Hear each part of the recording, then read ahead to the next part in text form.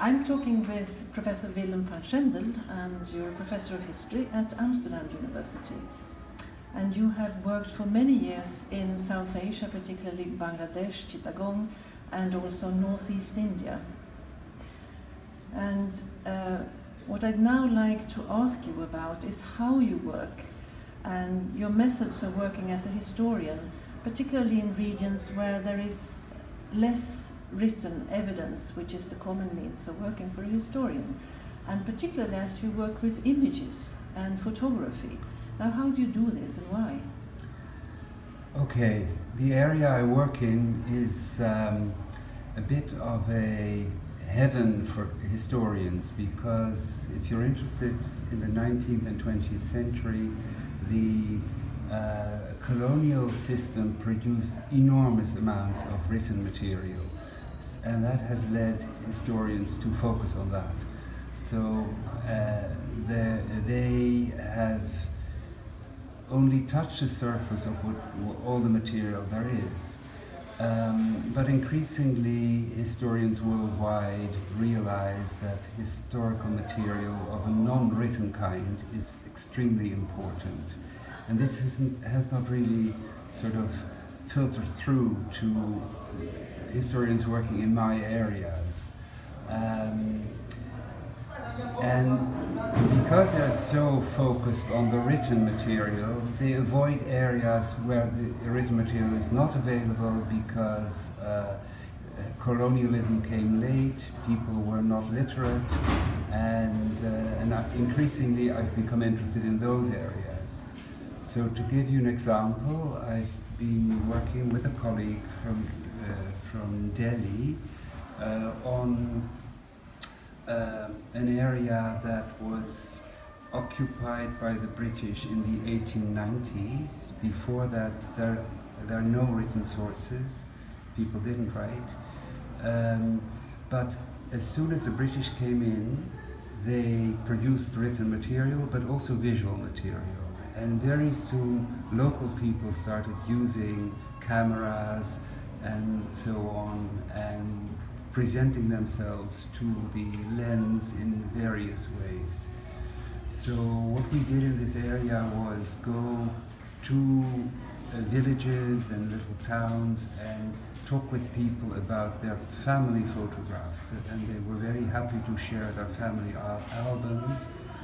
And what we did then was talk with them about the photographs, who was on them, whether they still knew the locations where these photographs were taken, what the occasion was, how they understood what was on the photograph. And in that way we collected thousands of photographs, which we used to create sort of a social history of that region that is quite different from the history you can construct on the basis of written material.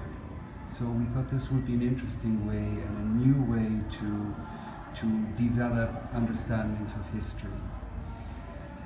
Apart from this region, I think it's very important for historians to think much more about non-written material, whether it's visual or material in other senses, than we've been doing so far, because the world is changing around us, and the authority of written sources for younger generations is much less than it was for our generation and earlier generations. And people are becoming much more visual, and so it's easier for them to link up with visual representations of history than it was for their fathers and grandfathers and grandmothers. But what would you say that we know about the past which we may not know based on written material? Do the images provide some kind of knowledge or information that is distinctly different? Absolutely. There are all kinds of things that you would call everyday life that do not end up in state archives. And they could end up in people's diaries, but we haven't found any diaries.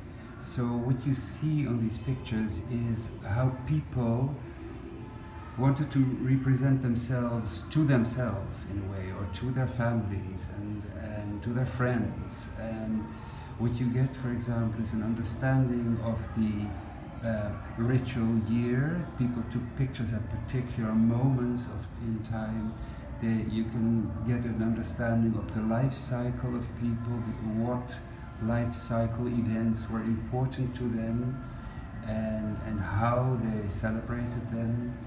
Very often there is some writing involved, in that people write on the back of the photographs something, and we could talk about this with the people we met, how they interpreted this writing, what it was. It was sometimes dates, sometimes names, sometimes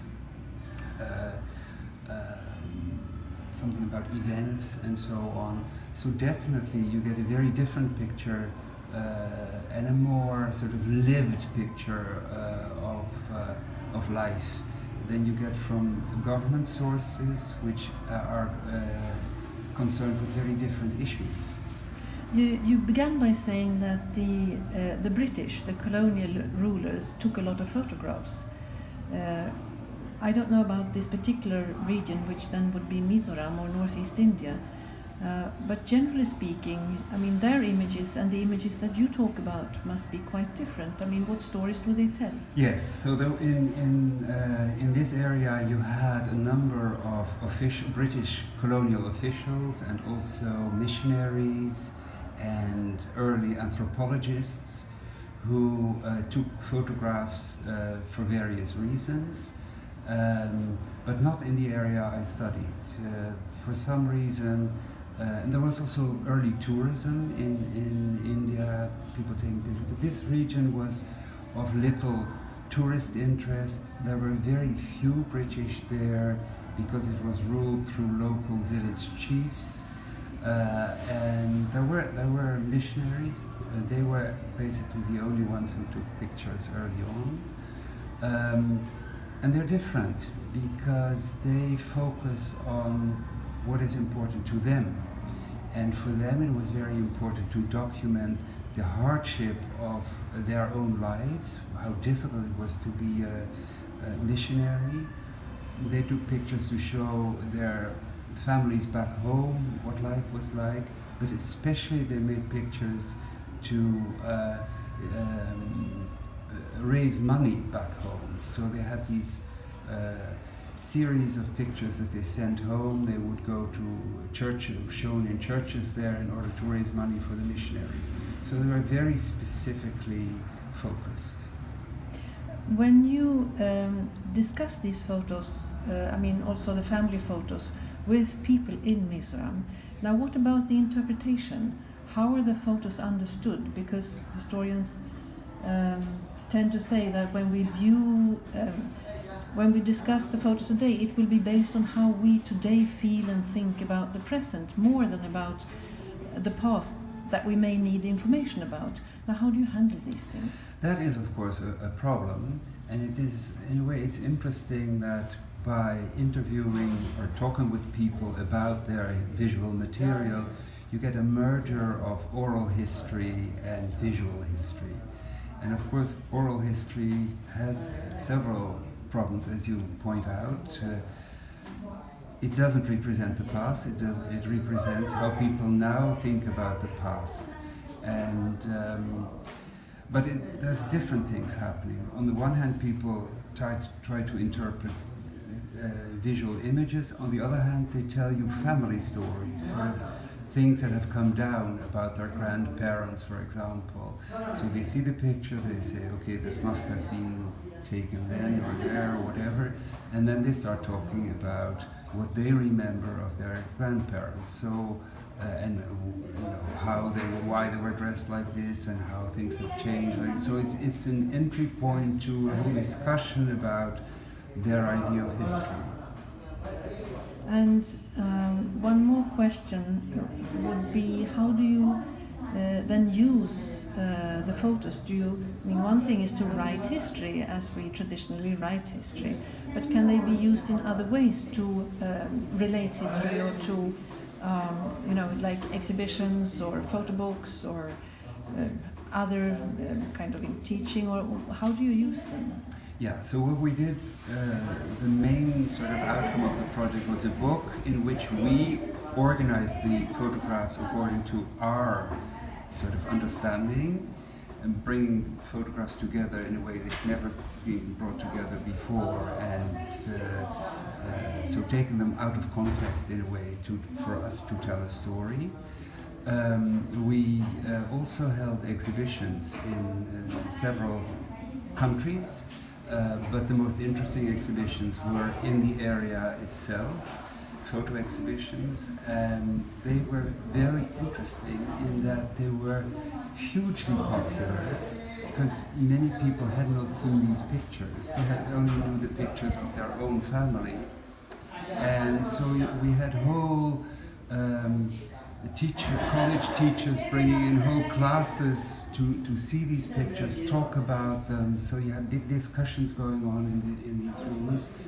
And the most touching experience for me was that we have found a picture of a displaced family. There was a war of independence in this region in the 1960s to the 1980s. And there was a picture of a displaced family, a young couple with a small child. And we used that picture for the exhibition, and then we saw a very old woman being photographed by a young boy, and we asked why, in front of the picture, and we asked why, and she turned out to be the woman in the picture, and this young boy was her grandson. So for her this was a huge, and she didn't have the picture herself, we had collected it from another source. So this was hugely important, and it was in the local newspapers and so on, because people felt they sort of repossessed their history. Okay, thank you. We should welcome. Conclude here, because we have school children Yeah. coming out of their classrooms Yes. right now. Okay. Thank you, Willem. Thanks. Pleasure.